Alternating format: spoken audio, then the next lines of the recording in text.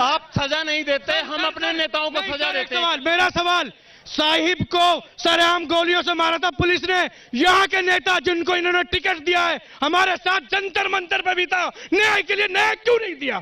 तो न्याय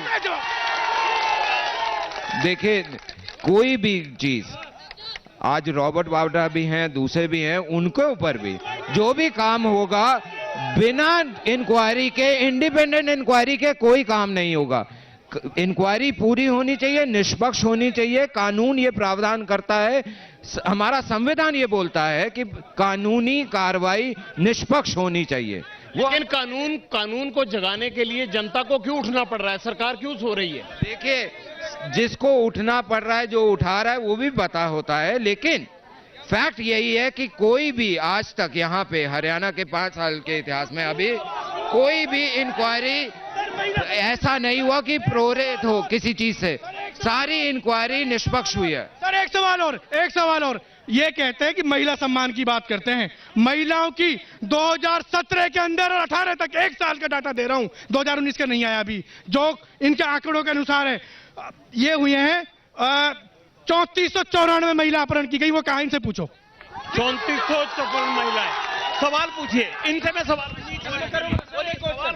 ये बोलता हूँ सर, बीजेपी के प्रदेश अध्यक्ष सुभाष बराला का लड़का खुद लड़की का पीछा करता है चंडीगढ़ में, ये कहते हैं बेटी बचाओ बेटी पढ़ाओ। एक सेकंड, जल्दी पूछिए जल्दी। सर, जो बीजेपी पार्टी है जनाखोर पार्टी है जी। ठीक है, सवाल पूछिए, सवाल। सबसे पहले तो मैं एबीपी न्यूज का यहाँ मेवात पधारने पर स्वागत करता हूँ। सवाल पूछिए।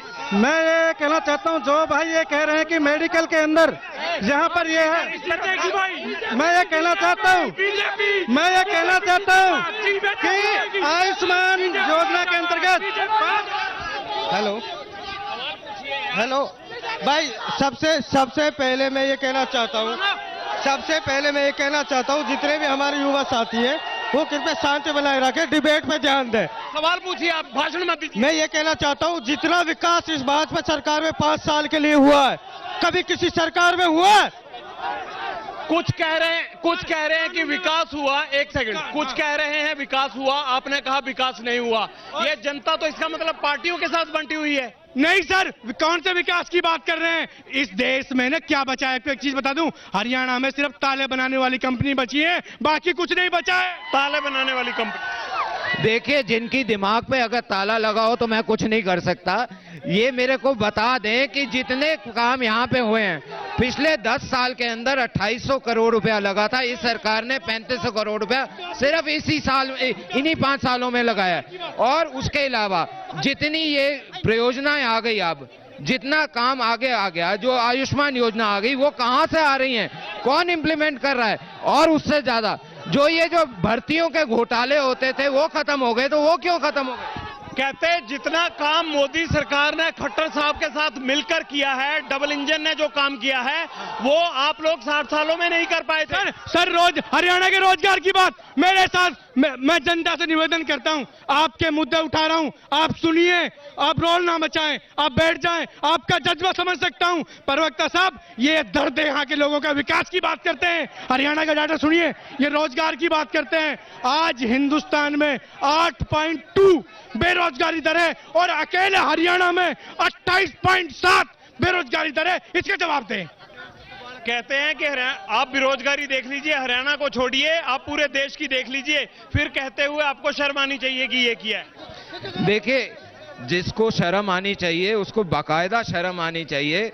अगर इनको ये याद नहीं पता और ये पता नहीं है कि वैश्विक स्थिति क्या है, सिर्फ यहाँ आके हल्ला गुल्ला करने से कुछ नहीं होता। अगर बात करनी है, पूरे मुद्दे पे बात करिए, डिबेट करिए, आप तथ्यों के साथ डिबेट करिए कि इंटरनेशनल हालत क्या है इकोनॉमी की, वो इन्हें पता नहीं होगा। लेकिन चलो, बोल दिया तो मैं जवाब दे देता हूं कि आज तक 10 साल के अंदर कांग्रेस की जब सरकार रही थी तो मुश्किल से 50,000 के करीब लगे थे लोग सरकारी नौकरी, 70,000 के करीब यहाँ लगे 5 साल में। रमन साहब, हमारे पास वक्त इतना ही है, आपके पास बहुत बहुत शुक्रिया, आप सब लोग यहाँ पर आए। कल कौन बनेगा मुख्यमंत्री का कारवां होगा गुड़गांव में। आप 21 तारीख को अपना वोट देना मत भूलिएगा। आज मेवात से सिर्फ इतना ही, कल गुड़गांव में। आप बने रहिए एबीपी न्यूज पर।